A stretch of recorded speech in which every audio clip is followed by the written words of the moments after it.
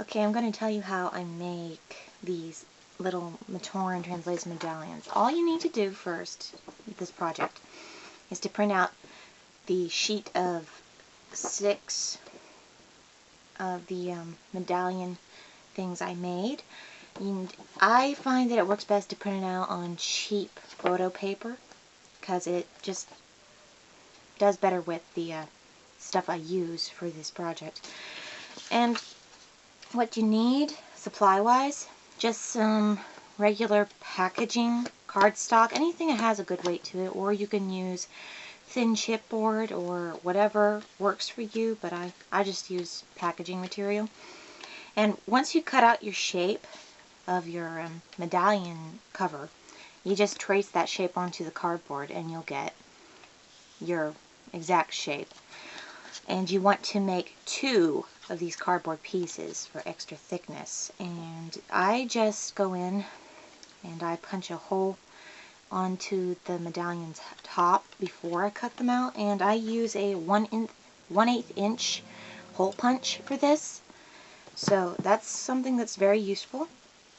And then once you get the 2 layers down, I cut out the one first, and I advise gluing it onto your second outline before you cut this one out so that everything on the edges is even. It's kind of important to have even edges, and you'll find out why. Other supplies, you'll need some black acrylic paint. I also use a little bit of gesso in this project. It's not necessary, but it is helpful. Brayer, if you have one on you. Mod Podge Dimensional Magic. This is the part that gives it a watch face look. And also optional 3D black fabric paint for coating the edges. You'll find out about that too. So that's what you need, and this is what you start with, and then I'm just going to go ahead and get back with you.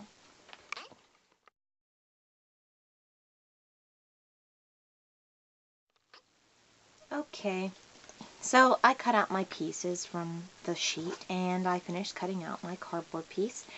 And as you can see, it has a nice smooth edge when you glue one piece onto the second outline and then cut around that part. This is an experiment, second try. My first try was not actually successful. I'll talk about that near the end. But what we're going to do next, now that we have our pieces cut out, we're going to lay these to the side, and I will note that I cut off the black part because it just wasn't working right. And the lip part up here for the hole is not the same shape as my cardboard cutout, so I just decided to cut it out flat and use these as my faces. Now, originally, I used this 3D black fabric paint to coat the edges of my medallion, and it leaves a kind of shiny surface around it and fills in any of the creases or uneven cardboard pieces. But since this one came out a whole lot smoother, this actually isn't necessary. And if you're not good with this stuff, you will get blobbies, so it's not something you might want to use if you actually have a very smooth edge all the way around. So what we're going to do for this one is take a black ink pad, and you're just going to go up very gently and start to rub the edges with this ink pad, and you can see that it will already start to blacken your cardboard. And the reason why you want to do this is so that your cardboard color does not show up on the final project. It's not exactly pretty. So we're just going to ink our black edges, and it works really well when you have a smooth edge. And don't worry if you get some extra stuff on the sides, we're going to paint over this when we're done anyway. So now I have my black edge. Just fill in the creases, make sure you get it all nice and evenly coated. And that is our step of making the edge black. I'll get back to you with the painting process.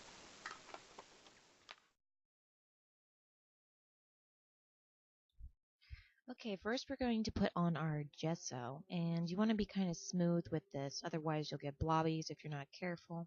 I like to add about 2 to 3 coats depending on the color of the cardboard, and it will come out very quickly. And you just do this to both sides, making sure everything is smooth and good enough. So, very simple. That's all you do.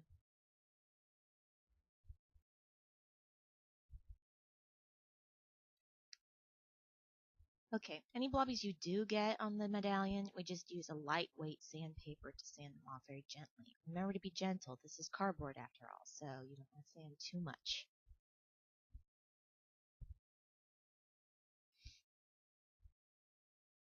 Then we start with our black paint. I use Artist Black Acrylic Paint for this. I'm going to be quite generous with the paint. You lay it on thickly as possible and just start spreading it out. Again, you want to be careful and make sure that you make very smooth strokes. Also, gesso will show through if it's white, so you have to be careful not to allow streaking. Make sure you have smooth brush strokes and go over any parts that streak. That's why I use such thick layers of paint.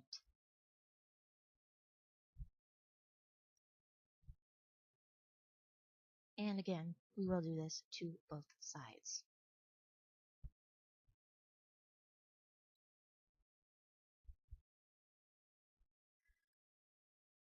Now we're going to glue down our faces, which we cut out.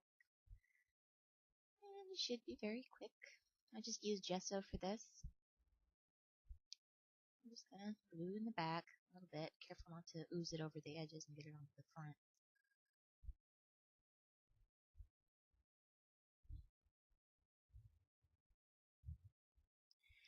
We just align it with our medallion. I usually put the 0 at the top, and on the other side, just align it with the top.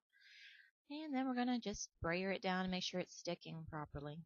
Make sure it's very stuck on there. And just wipe off excess glue, brayer it a little more. Do that to both sides.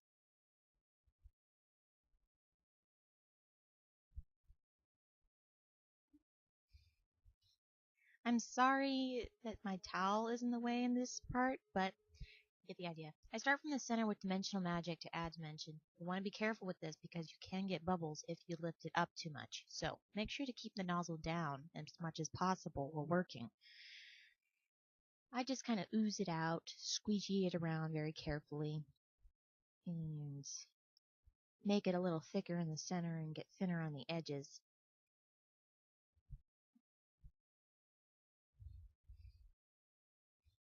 You can see that I'm being rather careful about this.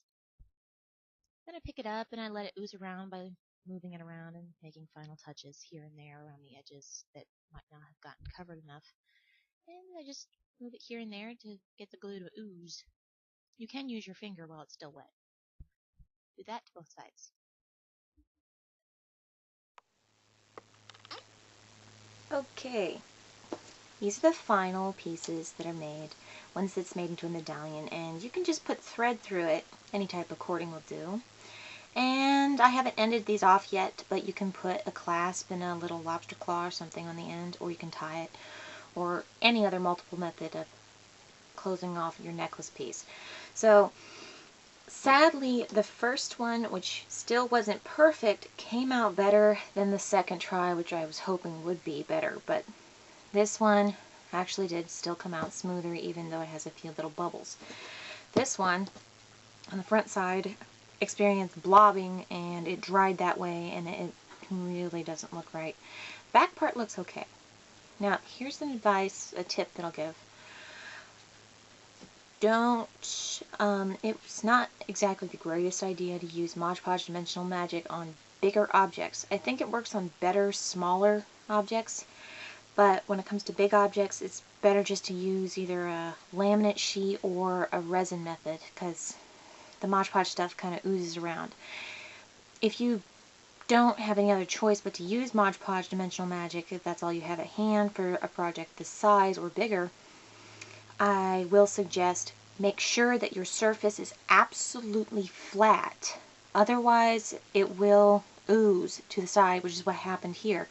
This was tilted only slightly on my mat, and it oozed to one side and it messed up. So, not exactly great.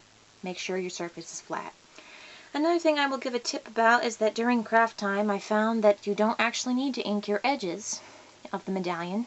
When you paint it black, you can just squeegee black paint along the edge with your finger, and it'll coat it just fine and look really nice. Other tip is that you might not want to use the gesso for the project, because you'll get white streaks if you're not careful and you don't lay it down thickly.